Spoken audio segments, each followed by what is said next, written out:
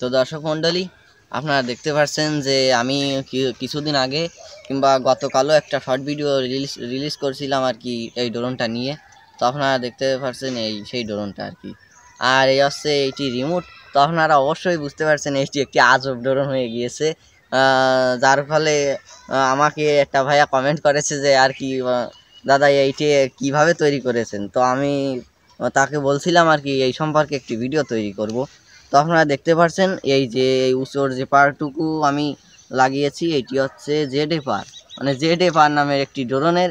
তো আপনারা অবশ্যই সার্চ করে দেখে নিতে পারেন। আর ZF-R সম্পর্কে আমার চ্যানেলে একটি ভিডিও বিস্তারিত আলোচনা করা আছে, ওইটি আসলে কিনা যাবে কি না। তো আপনারা চাইলে ওই ভিডিওটি দেখে আসতে পারেন।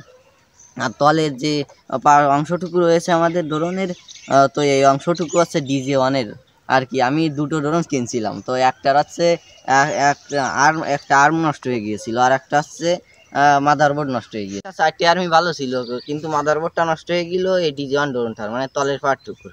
আর এই উঁচুরটা হচ্ছে ZF-R, এইটার হচ্ছে সে ওই 4টি আর্মের থেকে একটা আর্ম নষ্ট হয়ে গিয়েছিল, যার ফলে আমার এই একটা আর্মের জন্যই আর কোথাও আমি খুঁজে পাইনি, মানে দোকান ঠুকানে দারাজে টারাজে সব অনলাইন শপিং সব জায়গায় খুঁজছিলাম আর কি, কোথাও পাইনি।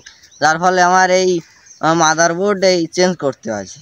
আর তার জন্য আমি ওই ZF-Rটাকে খুলে, আপনারা দেখতে পাচ্ছেন এই যে ZF-Rটাকে খুলছি, এই হাত এই জায়গায় ছিল মানে আর খুলে এরপরে গ্লুগানে আঠা দিয়ে লাগিয়ে টেপ মেরে দিয়েছি আর কি।